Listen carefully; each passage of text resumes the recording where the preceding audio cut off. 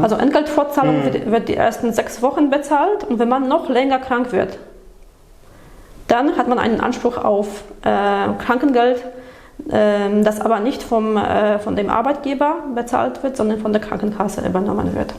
Okay. Für maximal 78 Wochen. Maximal 78 Wochen.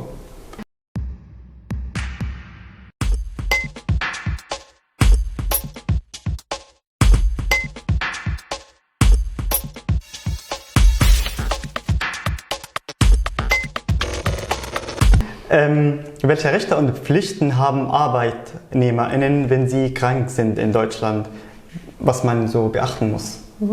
Die Rechte und Pflichten der Arbeitnehmenden sind im sogenannten Entgeltfortzahlungsgesetz geregelt. Und das Wichtigste, worauf die Arbeitnehmenden Anspruch haben, ist Anspruch auf Entgeltfortzahlung im Krankheitsfall. Das heißt, wenn man krank wird, bekommt man von dem Arbeitgebenden für die Dauer von 6 Wochen weiterhin die Vergütung, den Gehalt ausbezahlt. Es müssen so gewisse Voraussetzungen natürlich vorliegen, also man muss aufgrund Krankheit arbeitsunfähig sein und das dem Arbeitgeber auch anzeigen und dann wird es für 6 Wochen ausbezahlt. Okay.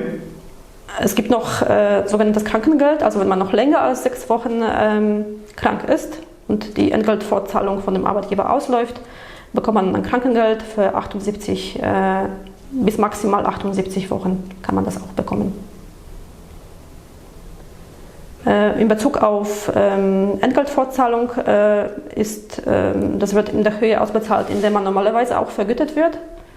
Da muss man auch schauen, manchmal gibt es auch Ausnahmen im Arbeitsvertrag, dass die Überstunden nicht dazu zählen. Aber normalerweise man bekommt so viel Geld, wie man davor verdient hat, in dem Zeitpunkt, wo man nicht krank war. Krankengeld ist ein bisschen niedriger. Ist auch im Gesetz, die Höhe ist auch im Gesetz geregelt und das wird dann ermittelt. Also Entgeltfortzahlung wird die ersten 6 Wochen bezahlt und wenn man noch länger krank wird, dann hat man einen Anspruch auf Krankengeld, das aber nicht von dem Arbeitgeber bezahlt wird, sondern von der Krankenkasse übernommen wird. Okay. Für maximal 78 Wochen. Maximal 78 Wochen. Wichtig ist bei diesen ganzen Ansprüchen bei Krankheit, dass man dass man den Arbeitgeber rechtzeitig darüber informiert, dass man krank ist. Also man sollte gleich am ersten Tag gerne auch formlos einfach anrufen und vor Beginn der Arbeitszeit oder gleich am Anfang Bescheid geben, dass man krank ist und nicht erst am Abend, weil es besteht Gefahr, dass man irgendwie Abmahnung oder Ähnliches bekommt. Das muss sofort passieren. Und wegen der Arbeitsunfähigkeitsbescheinigung, die muss auch dann nachgereicht werden. Am 3. Tag, es kann auch sein, dass es im Arbeitsvertrag eine Regelung gibt, die besagt, dass man das noch zeitiger einreichen muss. Okay, formlos einfach anrufen morgens, aber das muss man auch dokumentieren. Also muss man es kommt darauf an, je nach dem Arbeitgeber, ich glaube, man kann das am besten selbst einschätzen. Am besten ist natürlich schriftlich, damit man einfach das beweisen kann, dass man sich gemeldet hat. Auf jeden Fall, ja. Okay. Beispielsweise dann nehmen wir an, ich bin krank und würde vom Arbeitgeber deswegen gekündigt. Darf der Arbeitgeber das machen? Und was kann ich dagegen tun? Ja, das ist krankheitsbedingte Kündigung ist ein komplexes Thema. Normalerweise, wenn man in einem Betrieb arbeitet, in dem mehr als 10 Arbeitnehmende arbeiten und wenn man länger als ein halbes Jahr in dem Betrieb ist, findet sogenanntes Kündigungsschutzgesetz Anwendung. Und da ist so ein bestimmter Kündigungsschutz für die Arbeitnehmende geregelt. Also man darf nicht einfach, man braucht einen wichtigen Grund, um zu kündigen, auch für krankheitsbedingte Kündigungen. Und es ist wirklich schwierig, so einen Grund zu gestalten für den Arbeitgebenden. Oft sind diese Kündigungen unwirksam. Also es lohnt sich immer, die Kündigung zu überprüfen, vielleicht mal zu einem Fachmann, zu einer Fachfrau zu gehen und sich beraten zu lassen, weil oft sind die Erfolgsaussichten doch sehr hoch. Und was wichtig ist, in diesem Zusammenhang, es besteht die Möglichkeit, eine Klage zu erheben, eine sogenannte Kündigungsschutzklage, also gegen diese spezielle Kündigung.